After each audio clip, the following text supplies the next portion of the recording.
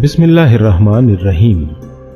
दोस्तों, क्या आप जानते हैं मस्जिद अक्सा को जिन्नातों ने किस तरह बनाया और मस्जिद अक्सा की हिस्ट्री क्या है?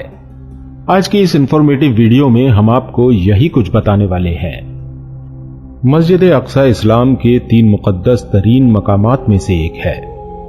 मस्जिद अक्सा मुसलमानों के लिए क़िबला अव्वल की हैसियत रखता है, जिसकी तरफ रुख करके हमारे और आपके प्यारे आका हुजूर पाक सल्लल्लाहु तआला अलैहि वसल्लम और आपके असहाब ने तकरीबन 1.5 सालों तक नमाज अदा की और यूं लोगों को यह पैगाम दिया कि इस्लाम कोई नया दीन नहीं, बल्कि यह दीन इब्राहिमी की ही एक शक्ल है, जो हजरत मूसा और ईसा अलैहिस्सलाम की तालीमात को फिर से जिंदा करने और असल तौरात और इंजील के पैगाम पर अमल पहरा है।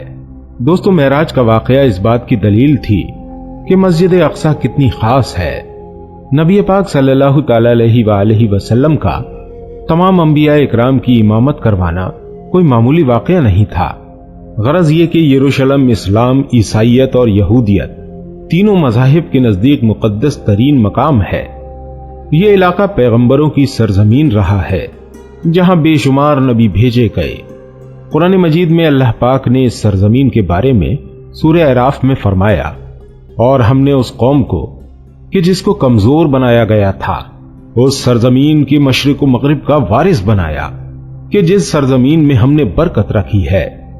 इसी तरह एक और जगह अल्लाह पाक का इरशाद है, वो जात ले गई अपने बंदे को एक रात में मस्जिद हराम से मस्जिद अक्सा तक, कि जिसके इर्द गिर्द हमने बरकत रख दी है।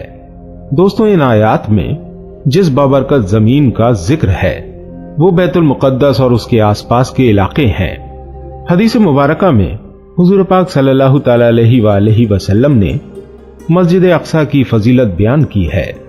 लिहाजा हजरत अबू ज़र गफ्फारी रजी अल्लाह तआला अन्हु से रिवायत है कि उन्होंने नबी अकरम सल्लल्लाहु तआला अलैहि वसल्लम से पूछा, ऐ अल्लाह के रसूल, इस रूए जमीन पर सबसे पहले कौन सी मस्जिद तामीर की गई? आपने फरमाया, मस्जिद हराम। उन्होंने फिर पूछा, इसके बाद कौन सी मस्जिद तामीर की गई? आपने फरमाया, मस्जिद अक्सा। हजरत अबू ज़र रज़ी अल्लाह तआला अन्हु ने कहा, इन दोनों की तामीर के दौरान कुल कितना वक्फा है? आप सल्लल्लाहु तआला अलैहि वसल्लम ने जवाब दिया, 40 साल। नाज़रीन इकराम, रिवायतों के मुताबिक अल्लाह पाक ने हजरत जिब्राइल अलैहिस्सलाम को खास तौर से हजरत आदम अलैहिस्सलाम की तरफ भेजा और हुक्म दिया कि मस्जिद हराम और मस्जिद अक्सा की तामीर करें।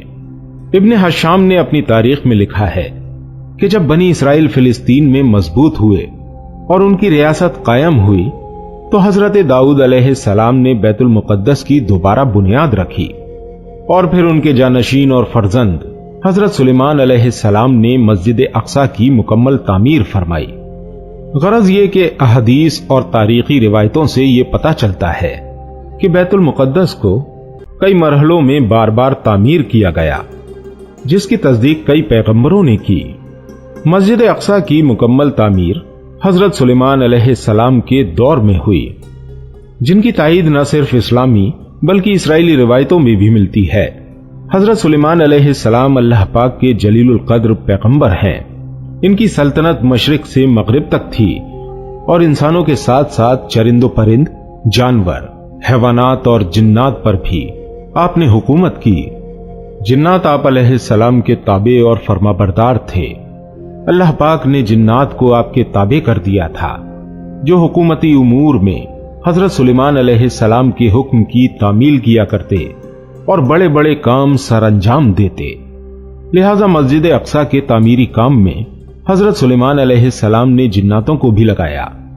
इस मस्जिद की तामीर आपके बादशाह बनने के बाद ही शुरू हो गई और तकरीबन 40 सालों में मस्जिद की तामीर मुकम्मल की गई।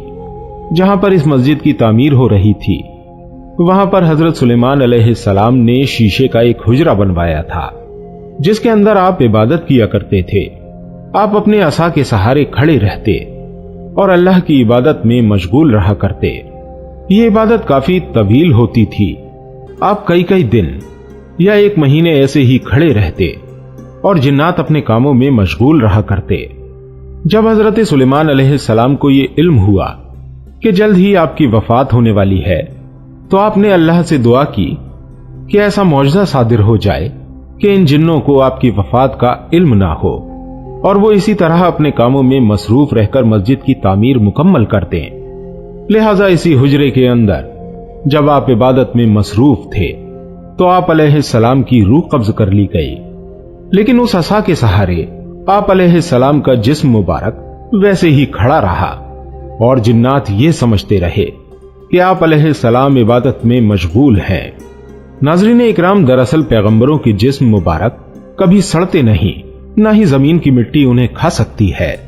इस रूए जमीन पर जितने भी नबी भेजे गए आज भी उनके जिस्म मुबारक कब्रों में सही सालिम और मौजूद हैं और गैबी तौर से उन्हें रिस्क मिलता रहता है।